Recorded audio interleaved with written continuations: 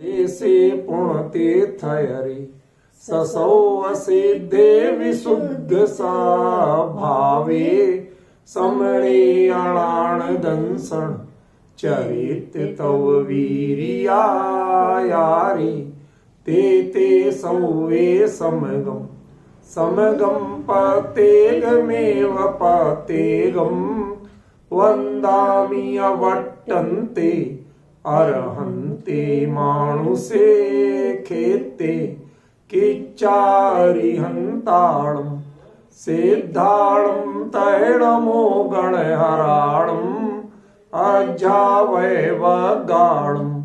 साहूढं चेव सौवेसिं तेसिं विशुद्धदंसं प्राणपहाणा समं समासेज्य ओवसंपयामि सम्मं जतोणिवाण संपत्ति। प्रवचन सार परमागम चरणानी योग चूलिका महाधिकार गाथा 205 206 पृष्ठ 401। जद जाद रूव जादम ओपाडिद केस मनसुगम शुद्धम रईदम हिंसादीदो अपडिकम हवदीलिंगम मुच्चारंभ विजोत्तम जोत्तम ओवोग जोग सुधीहिम लिंगम न परावेकम अपूर्ण भव कारणम जीर्णम। पहली 205वीं गाथा में दूसरी पंक्ति का थोड़ा सा विषय बाकी रह गया था, बाकी तो अपन चला चुके 2 दिन में।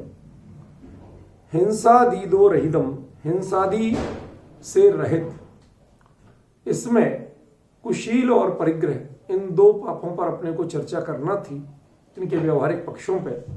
बाकी 3 की अपन कर चुके थे, विस्तार करें तो बहुत है, उसके कोई अंत नहीं आएगा, इसलिए हम संक्षिप्त में ही ले रहे हैं। कुशील के दोष क्या क्या है, स्थूल बात करते हैं हम, बहुत सूक्ष्म नहीं करेंगे, जिससे हमारे आज समाज के लोगों को जो सुने उन्हें पहचान तो हो कि जिनवाणी क्या कहती। 8-10 सहस विद सील धर चिद ब्रह्म में नित रमि रहे, ये बात तो आपने सुनी होगी। 18,000 प्रकार का शील, इतने भेद किसी और के नहीं कहे जितने भेद शील के कहे। उसमें यहां तक आता है कि चित्र की, काष्ठ की, छाया की, किसी भी प्रकार की स्त्री के संपर्क से आपको दूर रहना, उन जगहों पर नहीं बैठना जहां जो ग्रस्त लोग अपने विषय भोग शयन आदि प्रमाद के काम में लेते, उन जगहों पर नहीं बैठना।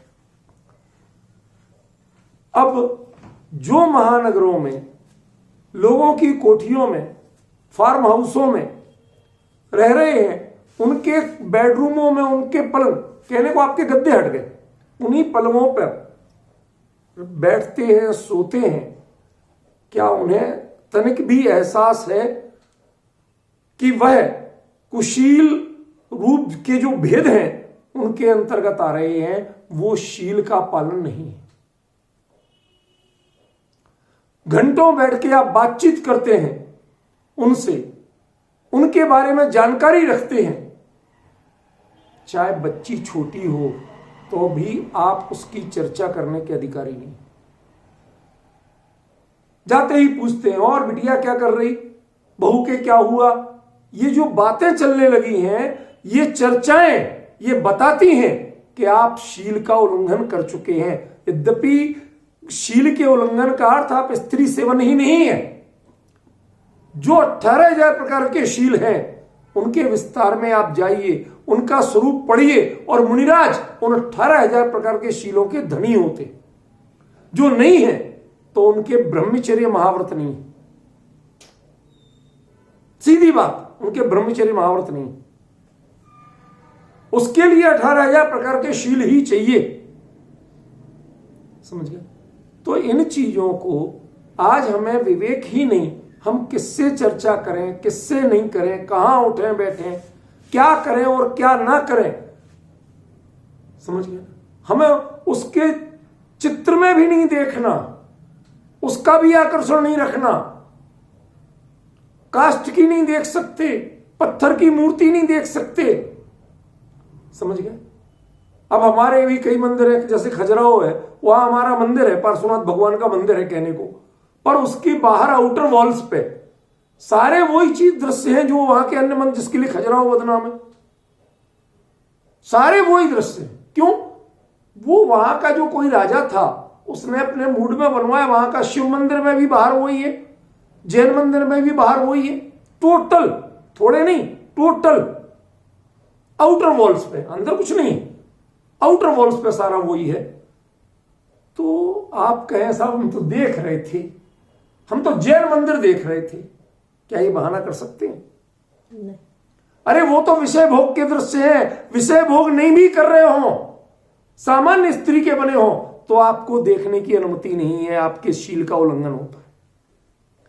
आपने जब संकल्प किया कि यथाजात रूप जो है वह तभी हो सकता है कि जब आप हिंसादि पांचों पापों से रहित होगे।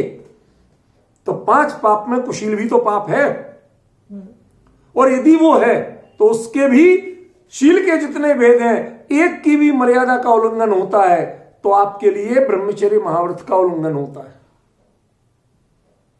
समझ रहे? अब आप जरा विचार कीजिए कि इन 5 पापों से रहित हुए बिना आप यथाजात रूप के धारी नहीं हो। आपको संभाषण करने का भाव, हमने आपको बताया था, गोचरी शब्द मुनिराज के क्यों कहा जाता? सबसे नजदीक स्त्री यदि मुनिराज के सच्चे मुनिराज भी हैं तो कब पहुंच सकती है? आहार देते समय। और आहार देते समय इसीलिए मुनिराज को बड़ा सख्त निर्देश है कि यदि तुमने बता दी, गुरु पूछते हैं और कौन कौन थे आहार देने में, और यदि मुनिराज उत्तर दे जाए, आचार्य पूछते हैं, नियम है, आपको पता नहीं होगा, मैं जानता हूं, आचार्य जब जो भी आहार करके आते हैं उनसे पूछते हैं अनिवार्य रूप से इस टाइप के प्रश्न, कौन कौन थे आहार देने में, घर के कितने लोग दे रहे थे, समझ गए ना? यदि आपने ये चीज बता दी तो तत्काल प्रायश्चित विधान है, 3 दिन का उपवास करो। क्यों? क्योंकि आपकी वृत्ति गोचरी वृत्ति है। गाय को घास कौन खिला रहा है उसका उसे पता नहीं होता, उसको नहीं देखती, वो अकेले घास देखती है। ऐसे ही आप आहार के समय स्त्री दे रही, पुरुष दे रहा, बच्ची दे रही, बड़ा दे रहा, ये देखना ही नहीं है, आपको दिखना ही नहीं चाहिए, इस और उपयोग जाना ही नहीं चाहिए। सिर्फ आहार तक देखो, आहार की शुद्धि पे ध्यान दो, आहार करो और चले आओ। उसके बाद रुकना नहीं, बैठना नहीं, बतियाना नहीं। ये प्रावधान है जैन धर्म का, ये जैन मुनिचर्या है। इसके बिना यथाजात रूप नहीं माना गया। अकेले नग्नता का नाम यथाजात रूप नहीं है, पिच्छी कमंडल का नाम यथाजात रूप नहीं है। इसके आधार पर वंदन करने योग्य नहीं होता है कि साहब नग्न है, पिच्छी कमंडल है, हमने कर लिया वंदन। कहते ये आचार्य ने बाहरी लक्षण दिए। इन सबका विवेक और विचार एक सामान्य दर्शनार्थी को भी होना चाहिए, सामान्य जिन श्रावक को भी होना चाहिए। यदि इतना विवेक नहीं है तो ये हमारी यही गलतियां हैं जिसके कारण से आज इस तरह के अपवाद यदि लोक में फैल रहे हैं। यदि श्रावक अपनी जगह सजग होते तो ये गलतियां नहीं होती। समझ गए? कितना भेद कहूं, इसमें अपार है। जो आज कांड हो रहे हैं उनकी तो चर्चा करना इस जिनवाणी की गद्दी को अपवित्र करना जैसा है, इसलिए हम वो उन विस्तारों में नहीं जा रहे। जो स्पष्ट कुशील के सेवन है उनकी हम चर्चा नहीं कर रहे। होने को तो पता नहीं क्या क्या हो रहा, समझ गए? बेहतर यही है कि हम इतनी जो लक्षण सभ्य लोगों के बीच में बोले जा सकते उतनी चर्चा करें। हम उनका आसन यूज नहीं कर सकते, हम उनका बेडरूम यूज नहीं कर सकते। आहार की जगह हमेशा बाहर ड्राइंग टाइप होती है, वहां आहार लिया और उसके बाद तुरंत वापस। बैठना नहीं, हंसना नहीं, बतियाना नहीं, हंसना नहीं, हंस के बोलना मना है स्त्री से। आजकल तो एकांत में बातें कर रहे हैं। समझ गए ना, एकांत में तो बैठना ही बहुत बड़ा गुनाह है।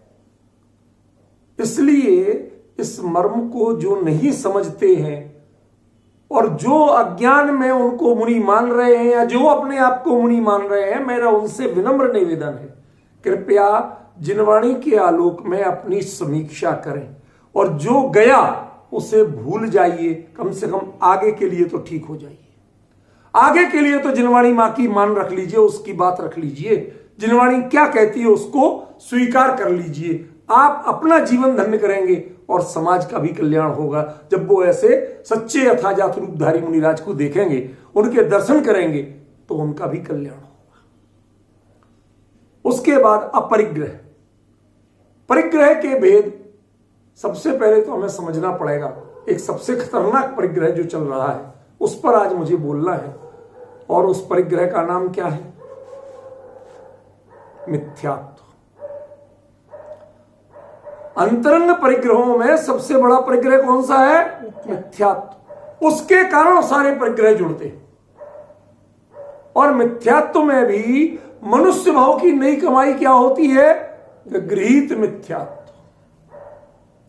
आज इस विषय पे मैं समझाना चाहता हूं। बहुत हमारे भाई कहते हैं सर तुम्हारी आमनाय में नहीं होता होगा रागी देवी देवताओं को पूजन, तुम्हारी आमनाय में फला पंथ नहीं होता होगा, हमारे यहां तो होता है, शास्त्रों में लिखा है। उनके भी प्रमाण बहुत है, मैं मानता हूं ईमानदारी से। क्यों भाई? जो जिस पंथ के आचार्य होंगे वो उस पंथ की चर्चा करेंगे। आज आपको एक कड़वा सच बताना चाहता हूं जिनवाणी के प्रमाण से। भद्रबाहु चरित्र एक ग्रंथ है, भद्रबाहु चरित्र नाम लेके बताओ। उसमें पूरा एक विवरण आता है कि एक, आपको पहले बताया भी था शायद, जक्खिल नाम की रानी थी। जक्खिल, उस जक्खिल नाम की रानी वो थी किसी श्वेतांबर जन राजा की बेटी। ये कुंद से भी पहले की बात है, समझ गए? वह श्वेतांबर राजा की बेटी थी, दिगंबर राजा को ब्याही। राजाओं में तो फिर अपने लेवल पे ब्याह होते हैं, उनमें ज्यादा ये नहीं देखा जाता। तो उसको जहां जाना तो वहां का कुल धर्म पालना। अब इसके पियर से कहलवाया गया कि बेटी तो अपने गुरुओं को प्रवेश कराओ, वो वहां अपना प्रचार करेंगे। तो अब उसकी ये हिम्मत नहीं हुई कि वो श्वेतांबर साधु कहे, क्योंकि वो जानते हैं दिगंबर धर्म को मानता है राजा। तो उससे कहा कि अपने कुछ साधु आना चाहते हैं। तो उन्होंने कहा अरे उसने तो अपने हिसाब से लिया, अरे हमारे साधु आ रहे तो गुरु महाराज का हम बिल्कुल स्वागत करेंगे। सारी प्रजा जाके दरवाजे से उनकी अगवानी करेगी, विनती करेगी, महाराज कुछ दिन रुको, हमको धर्मोपदेश दो। समझ में है ना? सारी व्यवस्थाएं होंगी। तो राजा ने बड़ा हर्ष व्यक्त किया। सारे मंत्री सेनापति के साथ द्वार पर, नगर के परकोटे के बाहर जाके खड़ा हो गया। रानी वगैरह भी सब हो गया। अब कुछ देर हो गई। उन्होंने कहा महारानी आपके पियर वालों ने तो बताया था कि इतने बजे तक आ जाएंगे, आते तो दिख नहीं रहे कहीं। तो उसने कहा देखो वो आ रहे हैं ना, श्वेतांबर साधु आ रहे थे कुछ। तो उस राजा ने जो उस ग्रंथ की मूल गाथा में लिखा हुआ है वो बता रहा हूं। वो राजा बोला कि कंधे पे कंबल और हाथ में डंडा लिए ये ग्वाले मालूम हो रहे हैं। यही शब्द है, बिल्कुल ज्यों कहते हो, बस है वो प्राकृत में।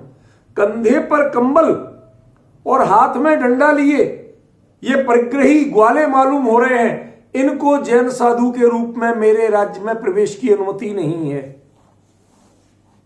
दरवाजे बंद, राजा अंदर, सेनापति सब लोग अंदर चले गए। अब रानी अपनी कुछ दासियों के साथ खड़ी रह गई। अब वो आए तो उन्होंने कहा महारानी ये क्या दरवाजा बंद हो गया है? तो कि हमारा जो पति है ना वो बहुत दृढ़ है, दृढ़ श्रद्धानी है। यदि आपको यहां घुसना है, प्रचार करना है, तो आपके लिए चाहे काम चलाने के लिए सही, लेकिन दिगंबर तो होना पड़ेगा। देखना, ये अपरिग्रह और परिग्रह की बात का मर्म बताना चाहता हूं। दिगंबर तो होना पड़ेगा, पिच्छी कमंडल दिगंबरों वाले लेना पड़ेंगे। ये कपड़ों में ये सब नहीं चलेंगे, आपके बर्तनों में खाना नहीं चलेगा। चूंकि श्वेतांबर जन्मे जब ज्यादा दिन हुए नहीं थे तो जानते थोड़ी कि दिगंबर धर्म मूल आमना क्या है। ठीक है, महारानी बन जाते हैं प्रचार प्रसार के लिए।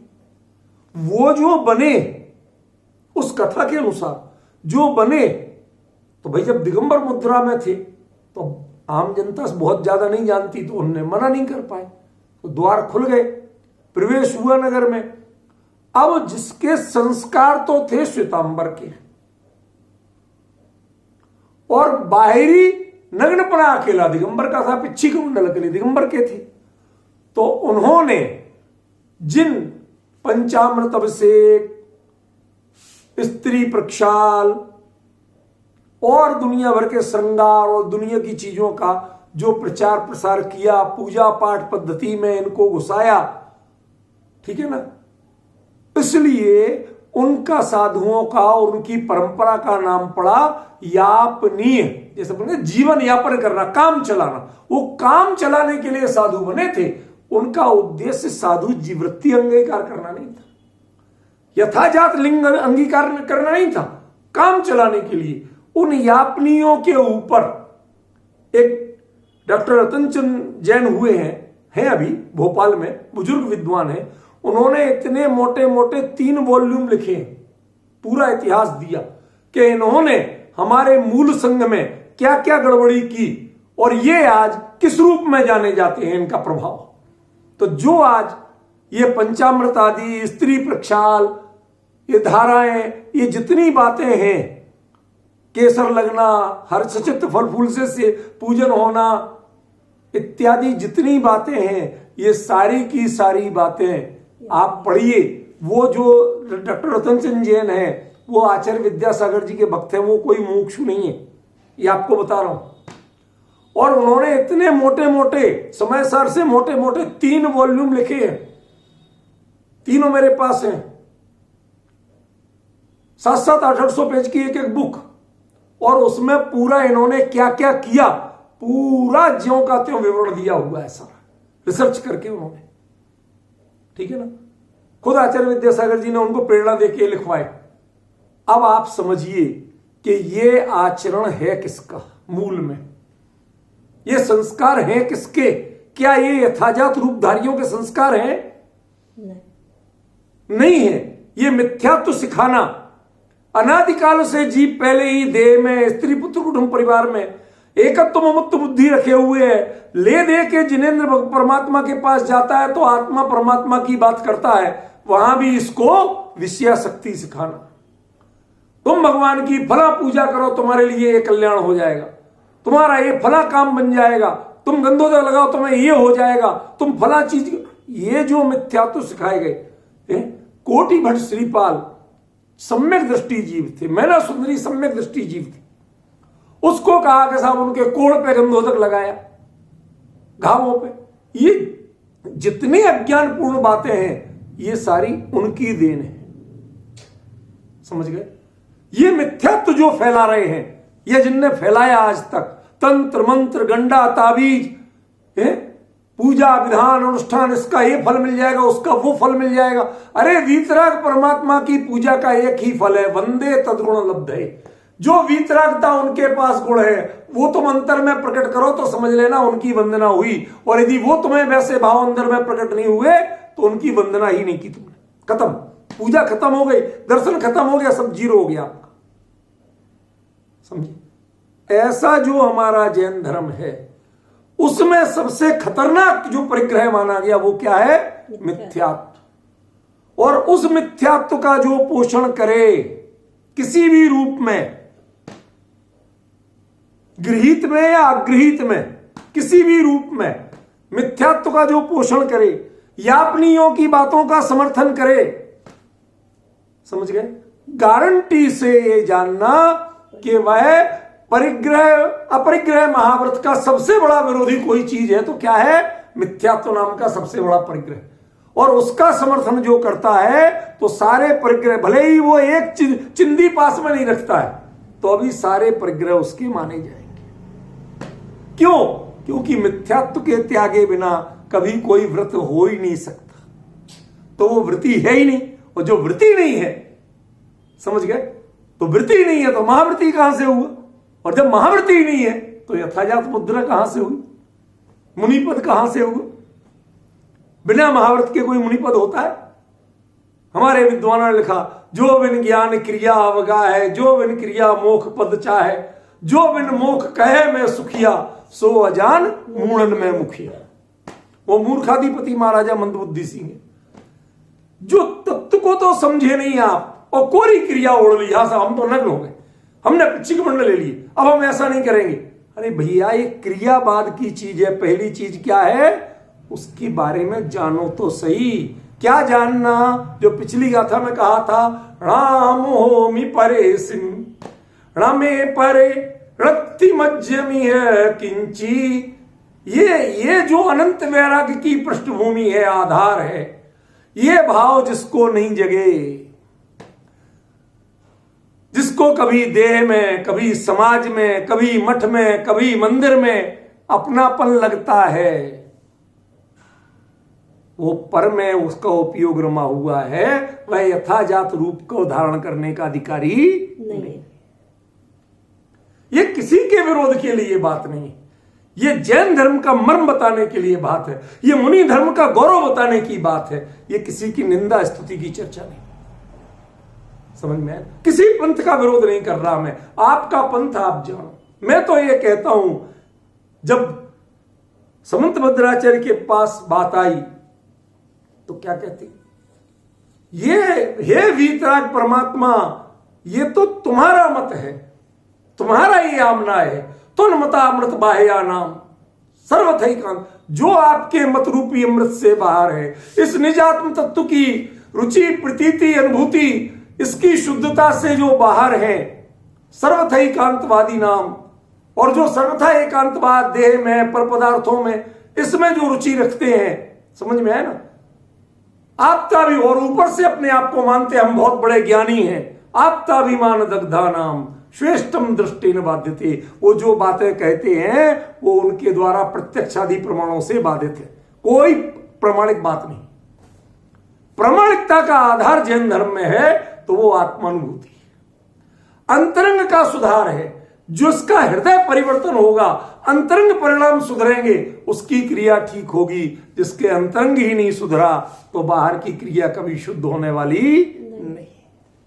जैसे आत्मा निकल जाए और देह का कितनी श्रृंगार करो, उस पर कोई मोहित होता है? किसी उम्र का हो, क्या कहा, शरीर की आयु कितनी जवान शरीर हो, लेकिन यदि आत्मा उसको छोड़ दे और उसका जितना चाहे आप श्रृंगार कर लो, उस पर मोहित कौन हो सकता है? कोई नहीं। कुत्ता हो सकता है। क्यों? उसे तो मांस खाना ना। तुम लोग जाओ तो मैं अपना भोजन करूं, ऐसा मोहित हो सकता है। समझ रहे? लकड़बग्घा कुत्ता, जो मुर्दों को, मुर्दाखोर जिनको बोलते हैं, वही उस पर आकर्षित होता है, अन्य कोई आकर्षित होता नहीं है। विवेकी कभी आकर्षित नहीं होता है। ऐसे ही इस देह पर जो आकर्षित होते हैं, ज्ञानी की नजर में तो देह मुर्दा ही है, जड़ है ना, ये चेतन है कहां?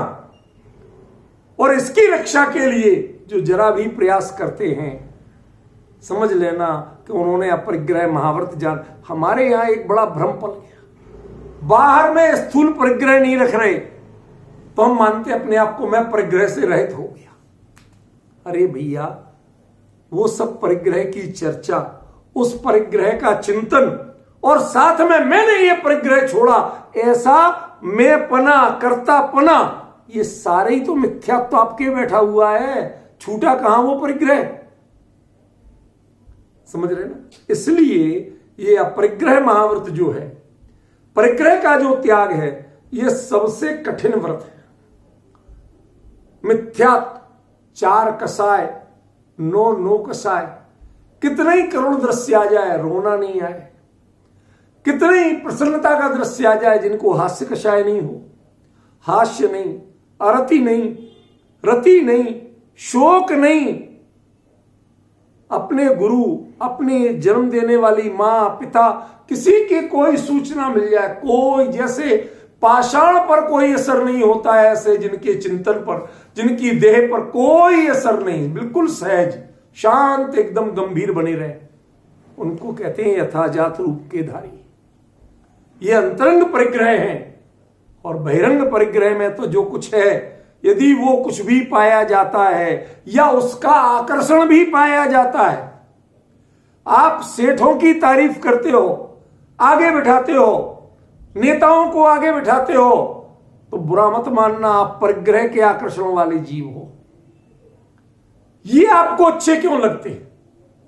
मैं कई बार बोलता हूं, हमारे यहां तो मंदिर में नियम है, जीवन में जब तक मैं जीवित हूं कभी बोली नहीं लगेगी, किसी काम की बोली नहीं होगी। इतना ही नहीं, किसी से दान नहीं मांगा जाएगा।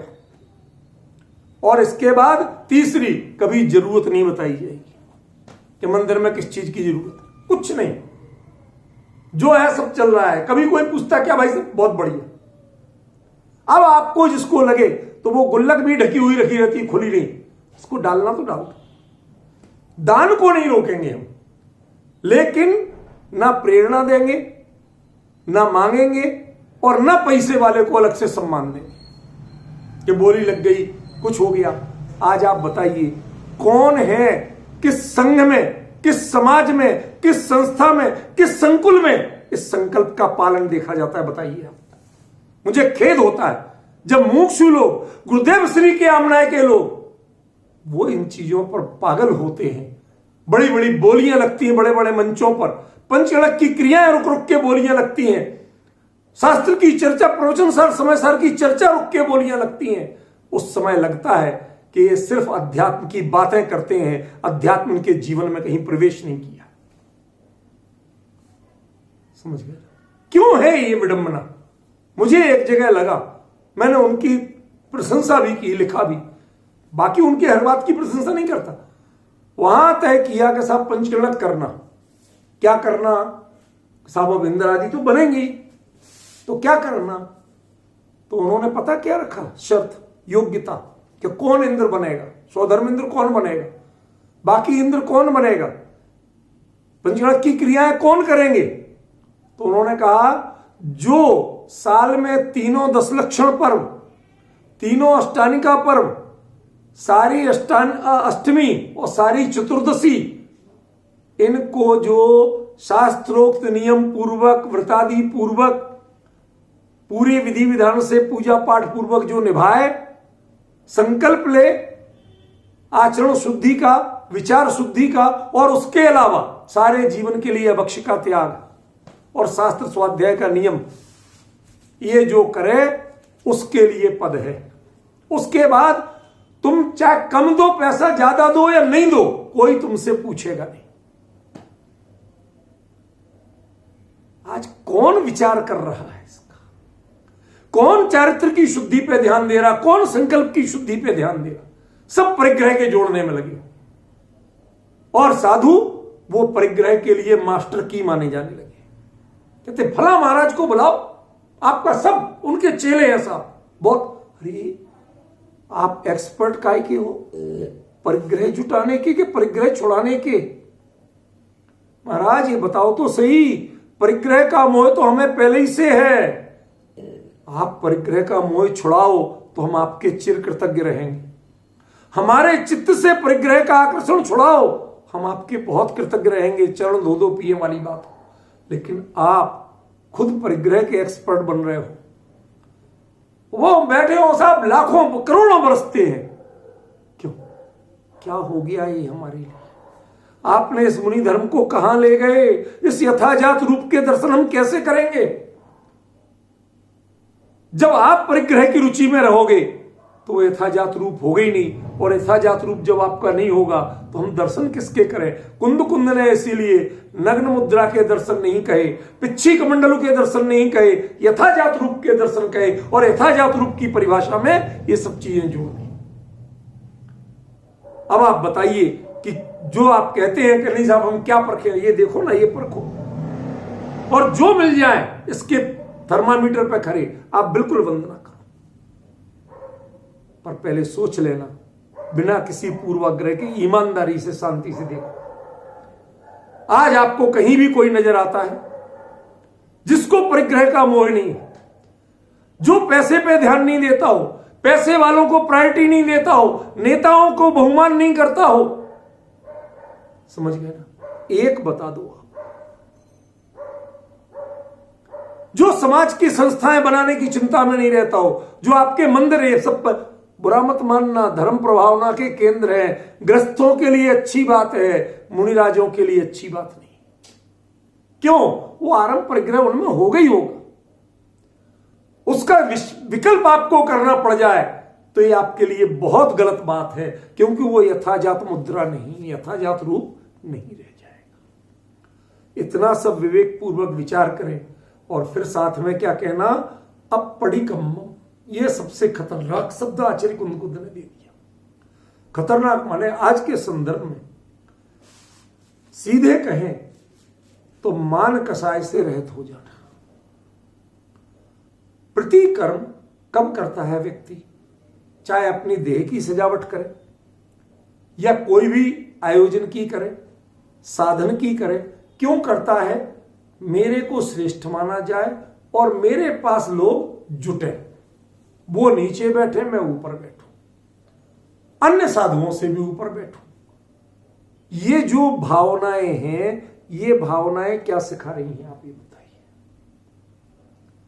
जिसके मान कसाय की पुष्टि का भाव है वह प्रतिकर्म से बच नहीं सकता, किसी ना किसी रूप में करेगा ही, ये तय मानना। इसलिए जो बिल्कुल अमानी बन जाए, मान रहित तो हो जाए, समझ गए, अमानी बन जाए, मान रहित तो हो जाए, और उसके बाद मात्र अपने स्वरूप के आगे और कुछ जो हल्के हैं, आपसे निकृष्ट भूमिका में हैं, उनके प्रति करुण हृदय बनो। कुंद कुंद जैसे आचार्यों ने उनकी करुणा देखो, 84 पहाड़ों लिख गए, जीवन बीत गया, 95 साल की उम्र तक लिखते रहे। जरा करुणा तो देखो। क्यों? ये करुणा को विचार करो। जो अपने से कमजोर दिखे उन पे करुणा भाव रखो, उनको धर्म सिखाओ, पर भीड़ जुटाने के लिए नहीं, चेले बनाने के लिए नहीं, जय गुरुदेव लगाने के लिए नहीं। समझ में आया? कितने लोग लेने आए अगवानी के लिए, कितने लोग छोड़ने आए इसके लिए नहीं। ये मान कषाय को माइनस करो, तब अब प्रतिकर्म बनेगा आपका लिंग। और जब तक मान कषाय जुड़ी हुई है किसी ना किसी रूप में, आप भले ही बाहर के अपरिग्रही बने रहो, लेकिन आप परिग्रह और परिग्रहियों से मुक्त नहीं है। ग्रस्तों का आकर्षण छोड़ना पड़ेगा। आचार्यों ने यहां तक लिखा कि सांप का जहरीला सांप मिल जाए, वो डसता हो किसी रास्ते पे तो भले ही डस ले, लेकिन ग्रस्तों की संगत साधु ना करे। क्यों? उस सांप के डसे एक मनुष्य भाव बर्बाद होगा, लेकिन इनकी संगत करके जो तुम अपने चारित्र की हानि करोगे, उससे नरक निगोदों में रुलोगे, तुम्हारे अनंत भाव बर्बाद हो।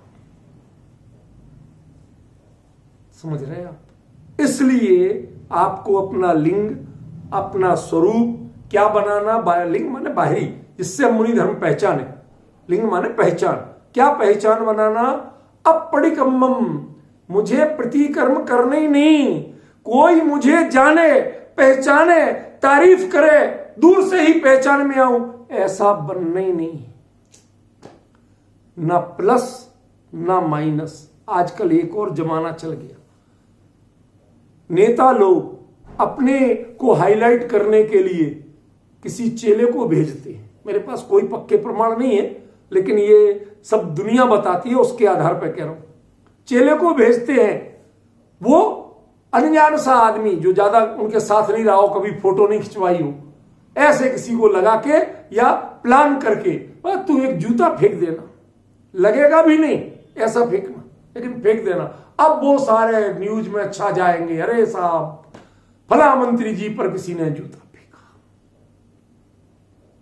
क्या क्या हो गया? क्या हुआ ये तो बताओ। ये सब षड्यंत्र है। ये जो तुम करा रहे हो ना, ये षड्यंत्र है। तुम अपनी मान कसाई की पुष्टि के लिए, अपने प्रचार के लिए करा रहे हो। आप प्रचार से अत्यंत दूर हो जाओ। आपके ग्रुप नहीं बनना चाहिए, यह ग्रस्तों का काम है। आप अनासक्त होके आप चर्चा करो, उसकी प्रभावना ग्रस्त कुछ भी करें, आपका उसमें इंटरेस्ट नहीं होना चाहिए। समझ गए? ग्रंथों पर अपना नाम नहीं लगवाना चाहिए। बताओ किसी आचार्य ने अपना नाम लिखा हो अपने ग्रंथ में तो बताओ। नहीं। लेते नहीं थे, कोई क्या कहेगा, अपना नाम लिख दिया। यह वाणी तो सर्वज्ञ की है, तुम अपना नाम कैसे लिख रहे हो? यह वीतरागी का दर्शन है, तुम अपना नाम कैसे लिख रहे हो? तुम्हें शर्म नहीं आएगी? यह परंपरा थी और आज हर जगह ग्रंथ कुंद कुंद का ऊपर नाम हमारा। ये जो परंपरा चल गई है, ये प्रतिकर्म है। ग्रस्त करें ये भूल चूक तो, अपराध तो उनका भी है, लेकिन वो दूसरी भूमिका में है, वो प्रतिकर्म वाली भूमिका में नहीं है। लेकिन आपकी भूमिका प्रतिकर्म की भूमिका है। आपको किसी भी प्रकार से अपने प्रति लोग आकर्षित हों, ऐसा बिल्कुल नहीं करना। उस वीतरागता के प्रति, उस वैराग्य के प्रति लोग आकर्षित हों, उस सदाचार के प्रति लोग आकर्षित हों, इतना बढ़िया सदाचार कर। कभी भी आपकी महिमा गाएं, आप तत्काल टोक दो, नहीं मैं कुछ भी नहीं करता। हमारे कई मुनिराज ऐसे हुए, उनके चारित्र का वर्णन पढ़ो। कुंद कुंद जैसे वर्धमान चारित्र के धनी, साथ साथ रिद्धियों से सुशोभित, हम तो उनको वंदन करते भैया, हम तो उनके दासानुदास। लैंग्वेज समझ रहे हो? टोन समझ रहे हो? ये टोन जिसकी नहीं है, समझ लेना वो कभी अप्रतिकर्म के लिंग के लायक नहीं बने। अप्रतिकर्म की शुद्धि उसके जीवन में कभी नहीं आएगी। समझ में आ रही बात? कितना बड़ा अंतर पड़ रहा, समझिए ना। इसलिए शांत भाव से विचार करिए कि जो प्रतिकर्म में क्या क्या नहीं आएगा। पत्रिकाएं छपना, फोटो निकलवाना, प्रचार करवाना, समझ में आया ना? ये जितनी बातें हैं ये सब प्रतिकर्म में जाएंगी। आपको पता नहीं है, शास्त्र में प्रमाण है, आशीर्वाद मुद्रा में लोगों को दिखाना ये प्रतिकर्म है। आप अपने आप को बड़ा दिखाने की कोशिश कर रहे हो। आप इतनी बोलो धर्म वृद्धि हो, आशीर्वाद दिखाना, ये मुद्राएं दिखाना, ये आपका स्वरूप नहीं। समझ गए? बिल्कुल सहज रहना सीखो। ये बड़े सिंहासन ये परिग्रहियों को शोभा देते हैं, ये अपरिग्रहियों को शोभा नहीं देते। ये अप्रतिकर्म वालों को शोभा नहीं देते। सजावटी, इतनी इतनी इनग्रेविंग, इतनी इतनी कार्विंग, आप कल्पना नहीं कर सकते। एक से एक कीमती लकड़ी चुन के मंगाई जाएगी, फिर उसमें आर्टिस्ट लगेंगे, ऐसा बिल्कुल पूरा, किसी का कमल का फूल बन रहा, किसी का सिंहासन, क्या क्या बन रहे। आज आप जाइए तो ग्रस्तों के यहां इतने शानदार सोफे नहीं मिलेंगे जितने शानदार उनके आसन मिल रहे हैं। ये क्या है? ये प्रतिकर्म है, ये प्रतिकर्म लिंग नहीं है आपका। अरे आपको तो यदि तखत भी नहीं दिया जाए तो एक पत्थर मिले, उस पर भी बैठ के आप शांति से बोलिए। धर्म चर्चा कीजिए, आत्मा परमात्मा का स्वरूप बताइए, अपने स्वरूप में लीन होने का मार्ग बताइए, ज्ञान और वैराग्य की चर्चा कीजिए और उठ के चुपचाप चल दीजिए। किसी चीज से कोई लेना देना नहीं। समझ गया ना? इतने अनासक्त होंगे तब अप्रतिकर्म लिंग है। और यदि जरा भी प्रचार की आसक्ति है, ऊंचे नीचे दिखने की आसक्ति है, पिच्छी कमंडलू के क्वालिटियों की आसक्ति है, जरा भी अनुराग है, तो क्या समझना? प्रतिकर्म। प्रतिकर्म है आपका लिंग, प्रतिकर्म लिंग नहीं है, वह द्रव्य लिंग भी नहीं है। ये तो पहली गाथा तो द्रव्यलिंग की है, भावलिंग की गाथा नहीं है। भावलिंग की चर्चा और दूसरी गाथा में शुरू होगी, समझे कि नहीं। ये जो चर्चा है द्रव्यलिंग की है, मतलब आप बाहर से ठीक नहीं हो, यथाजात रूप कहलाने लायक नहीं हो। सीधे सीधे शब्दों में कहते हो निर्ग्रंथ दिगंबर मुनिराज कहलाने लायक नहीं हो। यदि इनमें आकर्षण है, ये अर्थ मैं नहीं बोल रहा हूं, ये बात कुंद ने प्रवचन सार जी ग्रंथ की चरणान योग चूलिका महाधिकार की 205वीं गाथा में कही है। ये मैं उनका अर्थ कर रहा हूं, ये मैं नहीं बोल रहा हूं। इसका कोई फतवा मैं नहीं दे रहा, कोई निर्देश मैं नहीं दे रहा, किसी को मानो नहीं मानो मैं कुछ नहीं कह रहा। मैं तो इसका अर्थ कर रहा हूं, यहां आचार्य क्या कह रहे हैं, इसका ये अर्थ है। आचार्य ने अपरिगम्यम लिंगम शुद्धम भवति, जिस लिंग में यदि अप्रतिकर्म की भावना नहीं है तो वह लिंग शुद्ध नहीं है, निर्दोष नहीं है, वह यथाजात रूप नहीं है, वह असली साधु नहीं है।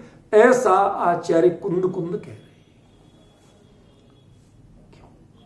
अब आप बताइए, बिना पोस्टर, बिना पत्रिका, बिना आडंबर, बिना प्रचार, क्यों, बिना आसन, क्यों, बिना जय जयकार, इसके बिना कोई यही लगे कि हम साधु बने काहे को, तो फिर यदि ये लग जाए, कहते भाई साहब ये आपको लग जाना चाहिए, ये चोट तो लग जाना चाहिए कि हम साधु बने, माने तुम मान लो इसके लिए बने थे, तो भैया पहचान लो कि आप कौन हो, साधु हो क्या।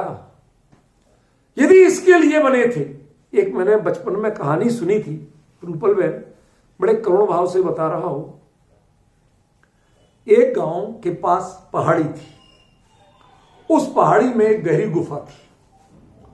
उस गुफा में एक कोई वो जप तप करने वाला वैसा साधु, माने परिग्रही साधु, वो रहता था। वो साल में एक दिन उस गुफा के मुंह पर पत्थर रखवा देता था श्रावकों से, समाज के लोग, गृहस्थों से। साल में एक दिन वो पत्थर हटता, वो साधु बाहर निकलता, 4 हजारों लाखों की भीड़ उसके चरण छूने को पागल, इतना बड़ा तपस्वी मान के, और जय जयकार हो रही चारों ओर। और उस दिन वो भोजन करता, पानी पीता, फिर जाकर उसमें बंद, गुफा में कोई दूसरा रास्ता नहीं निकलने का, कोई सोर्स नहीं, बंद रहता। साल भर बाद फिर निकलता। तो लोगों ने ये कहा, वैद्यों डॉक्टरों से पूछा कि महाराज एक बात तो बताओ, पूछो कि क्या कोई व्यक्ति 365 दिन में से 364 दिन बिल्कुल निर्जल निराहार जीवित रह सकता है? सब बिल्कुल नहीं रह सकता। कहते ये तो रहता है, कि क्या खा के रहता है? तो उन्होंने कहा कि मान कषाय खा के जिंदा रहता है। कहते पहचान करना कि हाँ, कि साल में जिस दिन ये पत्थर हट के खुलता है, कहीं पत्थर तो खोलना, 2-4 लोग मिलके, और भीड़ इकट्ठी नहीं करना, मना कर देना कि आज महाराज जी का संदेश मिला है कि 2 दिन बाद आएंगे वो। एक भी भीड़ नहीं दिखी, चारों ओर सुनसान, 2-4 गायें चल रही थी, बकरियां चल रही थी। जिनने खोला वो भी अपने चलते बने, उनने भी नमस्कार तक नहीं की, चलते बने। है यह हालत हो गई मेरी। वो बेचारा चक्कर खा के गिरा, वो मर गया। मेडिकल रिपोर्ट में आया कि भूख प्यास से मरा। अरे भूखा प्यासा तो वो तब भी रहता था, कई सालों से रह रहा था। तब वो प्रूफ हुआ कि ये मान कसाय खा के जिंदा था। समझ गए ना? जो मान कसाय का सेवन ना करे वो अप्रतिकर्म लिंग है, और जो मान कसाय के लिए जीता है, साधु पद की चर्या करता है, वह प्रतिकर्म लिंग है। और जो प्रतिकर्म लिंग है वह यथाजात रूप का धारी नहीं है, वह शुद्ध नहीं है, वह वास्तविक मुनि नहीं। ये आचार्य कुंद समझते हैं। अब बताओ मैं इसका क्या अर्थ करूं, और विचार करो, सोचो। कितनी कितनी बातें हमारे कई लोग कहते हैं अक्सर एक बहाना, अरे भाई साहब आप तो इतनी खींचतान करते हो, कौन से जमाने में हो, कब की बात कर रहे हो? ये भैया इसी पंचम काल का ग्रंथ है।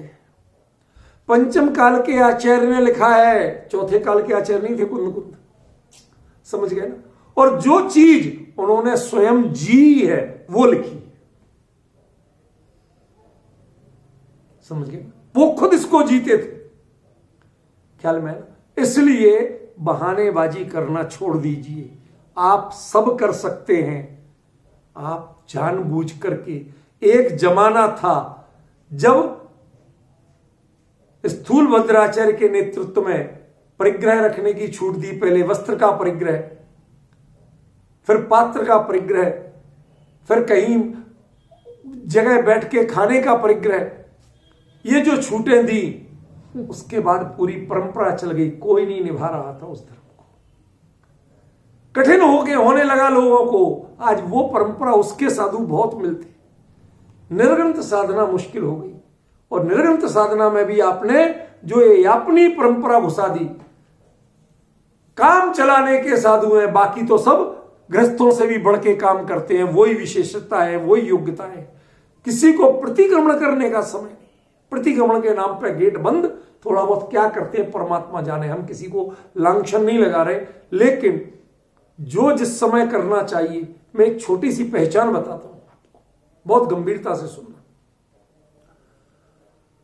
मुनि धर्म में जब विहारचर्या होती है तो विहारचर्या में मिट्टी का रंग बदले तो वहीं पर खड़े होकर तत्काल पूरे शरीर को झाड़ना पिच्छी से, ताकि उस मिट्टी के जो जीव आपके शरीर पे लगे थे वो उस मिट्टी में, उस वातावरण में जी सकते हैं, दूसरे वातावरण में नहीं जी सकते, उनकी हिंसा ना हो, इसलिए वो झाड़ना, शांति से वहीं पर कायसर करना, फिर आगे बढ़ना। आज जो लोग मुनिराजों का विहार कराते हैं, आज के मुनिराजों का, उनमें से एक बता दे कि उन्होंने ये क्रिया देखी हो। ज्यादा से ज्यादा 2 से 2.5 किलोमीटर पे ये चेंज आते ही आते हैं, हवा और पानी का चेंज आता ही आता है, मिट्टी का चेंज आते ही आता है। ये कुदरत है, प्रकृति है।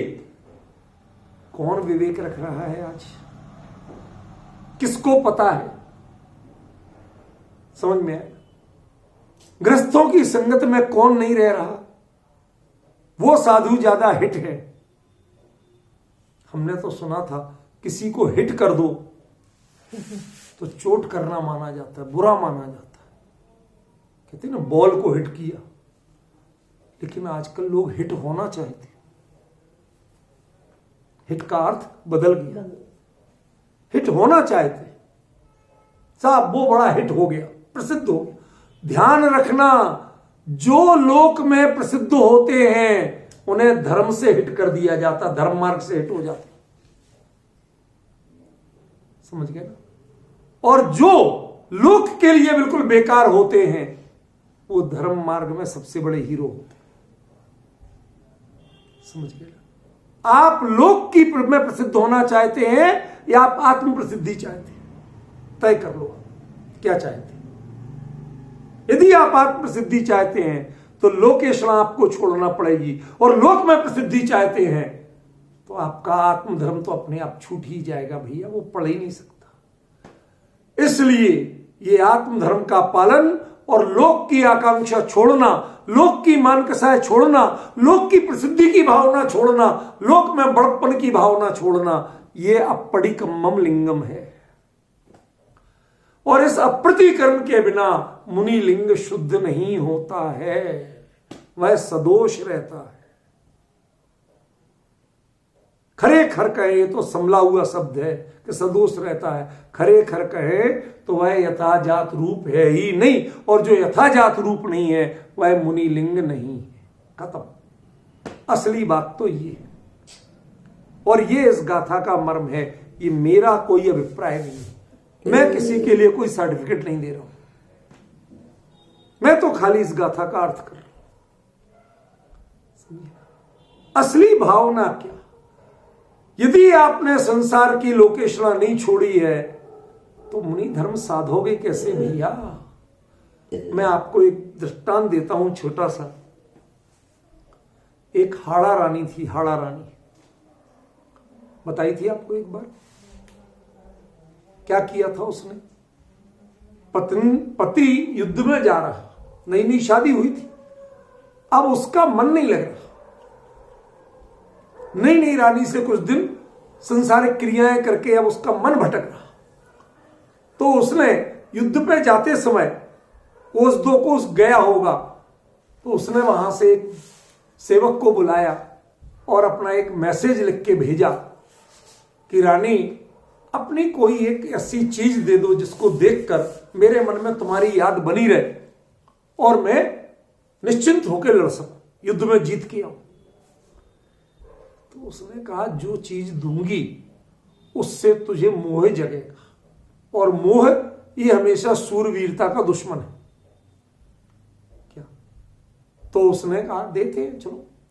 उसने तलवार उठाई, अपना सिर काटा, थाली में रख के ले जाओ, पहले ही बता दिया था। अब दास तो दास है, सेवक तो सेवक है, जो आदेश चाहे राजा का हो चाहे रानी का हो, वो लेके आ गया।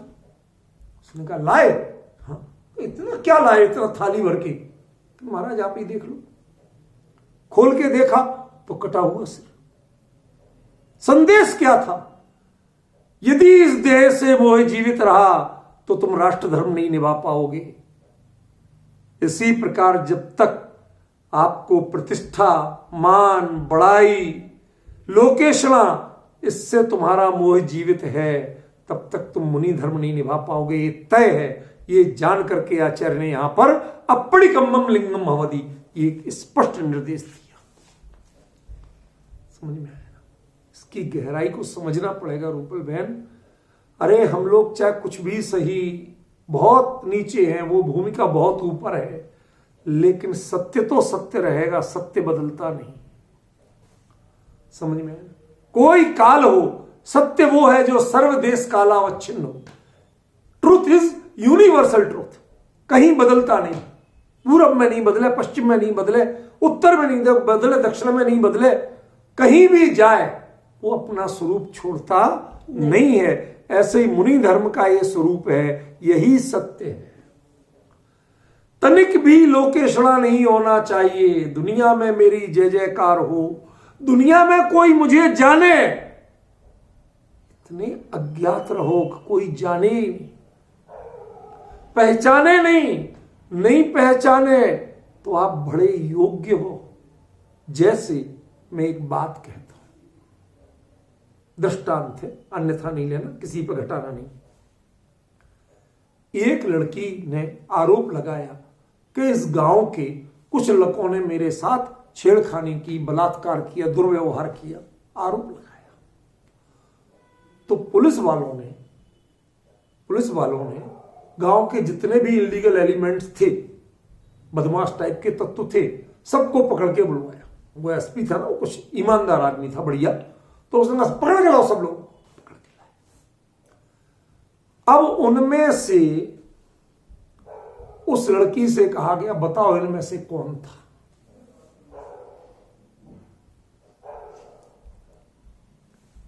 जिसको पहचाने उसकी गति क्या होगी? जूते पड़ना शुरू होंगे कि नहीं होंगे? नहीं पहचाने, कहते बहुत बढ़िया है, तुम बच गए। इसने नहीं पहचाना माने तुम बच गए। ऐसे ही संसारियों ने आपको नहीं पहचाना, ये तुम्हारा सौभाग्य है मुनि धर्म का। और जितने संसारी पहचानते हैं उतना तुम्हारा दुर्भाग्य है। जान जाए लेकिन तुम्हारा उसमें आकर्षण नहीं होना चाहिए, तुम उसकी गिनती नहीं करो। यहां तो यह भी चलता है, कहीं चातुर्मास है, पिछली जगह जहां किया था वहां से बसे फोन करवा के बसे मरवा ताकि दुनिया यहां के लोग भी जाने हमें कितने लोग पूजते हैं। क्या विडंबना हो गई है भैया। चातुर्मास होता किसके लिए था? जीव दया के लिए होता था। नगरों में रहने के लिए चातुर्मास नहीं होता था, संसारियों से परिचय के लिए नहीं होता था। हां, इतना कर्ज जरूर चुकाते थे कि भैया हम आहार लेते हैं तो धनी साधु शास्त्र अभय दे। भैया मैं थोड़ा सा शास्त्र की बात आपके बीच में करता हूं, बस। इसके अलावा लोक रंजन के लिए स्वाध्याय नहीं था। जो जिनवाणी कहती है, जो वीतराग मार्ग में कहा है, केवली ने, परमात्मा ने बताया है, उसको हमने बता दिया। तुम्हें अच्छा लगे तो, नहीं लगे तो, पसंद आए तो, नहीं आए तो, ताली बजाओ तो, नहीं बजाओ तो, सबसे बिल्कुल अप्रभावित रह करके अपने वापस ज्ञान ध्यान में जो लीन हो जाए, उसका नाम साधु है। ज्ञान ध्यान तपो रखता तपस्वी सा प्रशस्यते। आचार्य समंत भद्ररत्न श्रावकाचार्य में लिखा। ज्ञान ध्यान और तप में जो लीन है वही तपस्वी है, वही साधु है, वही ज्ञानी है, वही मुनि है, वही यथाजात लिंग का धारक है। जिनको लोक में मन रमता है, काय में मन रमता है? लोक में, वो साधु नहीं है। उनका लिंग अप्रतिक्रम लिंग नहीं है, वह शुद्ध यथाजात रूप नहीं है। ऐसा अच्छी तरह जान लेना। ख्याल में आया? मैं आज इस नए विषय को शुरू करने की स्थिति में नहीं हूं। इसको यहीं पर विश्राम कर रहा हूं। समय हुआ हो नहीं हुआ हो, पर मैं यहीं पर पूरा कर रहा हूं। कल अगली गाथा का मर्म जो है भावलिंग का स्वरूप, उसकी चर्चा कल मैं आपके बीच में करूंगा। धन्यवाद।